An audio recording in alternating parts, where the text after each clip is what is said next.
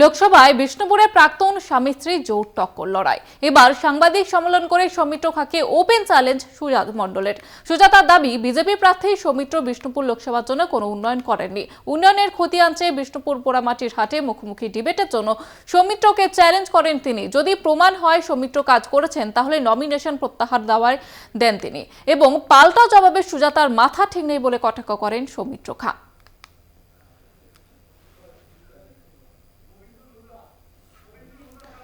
বিষয়ে কথা বলে নেব, প্রতিনিধি মফিজুল হুদা রয়েছে আমাদের সঙ্গে টেলিফোন লাইনে। মফিজুল, একেবারে জোর টক্কর বলা যেতে পারে, কি বলবে?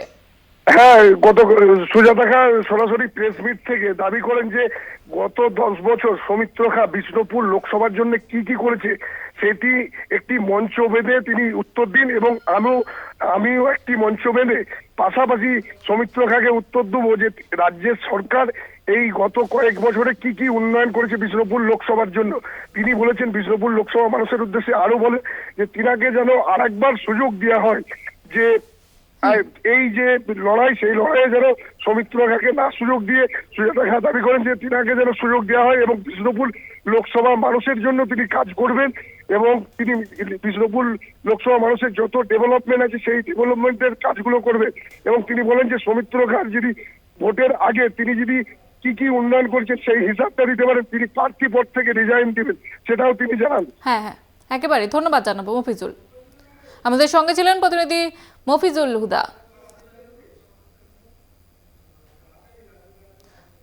বিষ্ণুপুরে লোকসভা নির্বাচনে জমজমাট লড়াই। একদিন চ্যালেঞ্জ হয়ে যাক, ডিবেট হয়ে যাক যে তিনি কি উন্নয়ন করেছেন বিজেপির কেন্দ্রীয় সরকারে থেকে সাংসদ হিসেবে এবং আমাদের পঞ্চায়েত সমিতি জেলা পরিষদে থেকে আমরা কি উন্নয়ন করেছি। যদি এটা প্রমাণ হয়ে যায় যে উনি ওনার এমপি ল্যাড থেকে বিষ্ণুপুর লোকসভার জন্য কাজ করেছেন, তাহলে আমি কথা দিচ্ছি যে আমি নমিনেশন প্রত্যাহার করব। এটা চ্যালেঞ্জ হয়ে যাক, দেখাই যাক যে বিষ্ণুপুর লোকসভার সাংসদ উনি অনেক বড় বড় কথা বলছেন, বিজেপির প্রার্থী, আর সেখানে আমি ওনাকে ওপেন চ্যালেঞ্জ জানাচ্ছি ওনার এমপি ল্যাডের থেকে উনি বিষ্ণুপুর লোকসভার জন্য কোন কোন উন্নয়নটা কাজটা করেছেন। কিছু বলার নেই। নমিনেশনই ফাইল এখনও করলেন না তো উইথড্রল করবেন কী করে? আপনারা থাকুন। পঞ্চায়েত ভোটে মানুষকে যে ভোট হতে দেননি সেটা মানুষ জবাব দেবে, বেশি কিছু আর বলে লাভ নেই।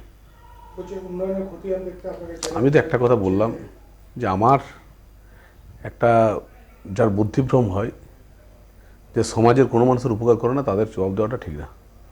তিনি আগে প্রার্থী নমিনেশন করুন, তারপরে লড়াই করুন।